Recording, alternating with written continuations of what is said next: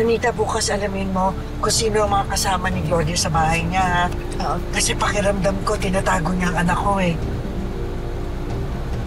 Ay!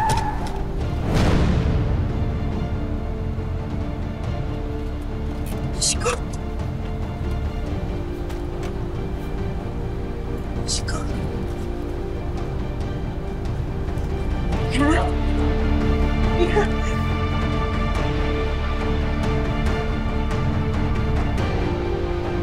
Anita, dali natin siya sa ospital.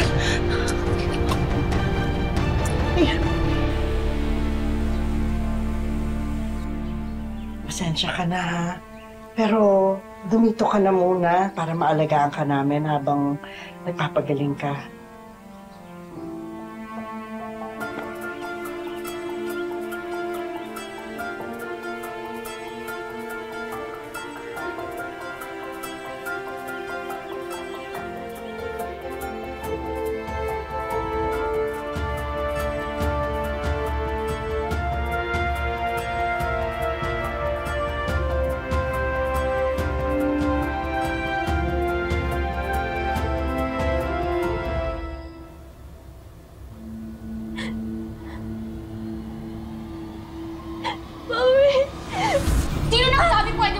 laptop ko, ha? Mami, tawag ka!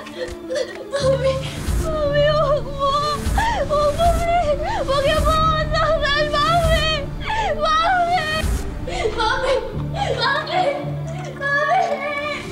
Mami, please po po! Mami, tama na po, please! Mami! Mami! Nasasaktan po ako! Please! Mami! Mami! Lisa? Lisa? Okay ka lang ba? Ha? Ano nangyari? Okay ka lang ba? Ha? Ma'am Chantal, pasensya na po ako. Okay lang. Okay lang. Alam mo, nung nalaman kong si Gloria ang adoptive mother mo, akala ko nagbago din yung ugali niya eh. Hindi pa pala. Matagal niyo na po bang kilala yung mami ko? Oo. Medyo matagal na.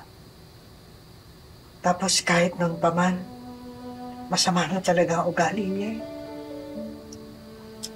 Pasensya na po, Ma'am Chantal. Mukhang nakakaabala na po ako sa inyo. Ako, hindi. Hindi talaga. Pasensya na, ha? Pero, nasan ba kasi ang totoong pamilya mo? Hindi ko po alam kung nasan po sila eh. Pero nung narinig ko po kayo sa fundraising event nyo, alam ko po kayo lang po makakatulong sa akin. Sige. Huwag kang mag-alala. Tutulungan kita. Hahanapin natin ang pamilya mo, ha? Huwag kang mag-alala. Dito naman kami, ha? Dito ako. Matagal na po sinasabi sa akin ng mami ko na patay na daw po yung nanay ko. Pero alam ko po na buhay pa siya. Nararamdaman ko po na buhay pa siya.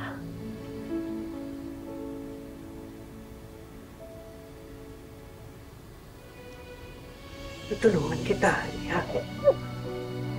Tutulungan kita hanapin ang nanay mo, ha?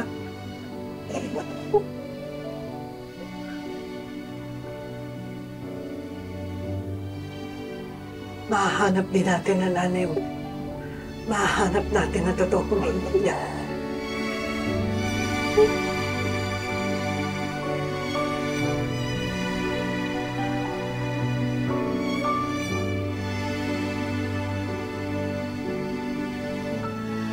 Maraming salamat sa pagsama sa ating istorya sa Tadhana. Nakaka-relate ka ba sa ating mga bida? Nako, i-comment mo na yan para sa iba't ibang kwento na punong-puno ng pag-asa at inspirasyon. Mag-subscribe na sa GMA Public Affairs at YouTube channel. I-click na rin ang bell button para lagi kang updated sa pinakabagong storya ng Tadhana.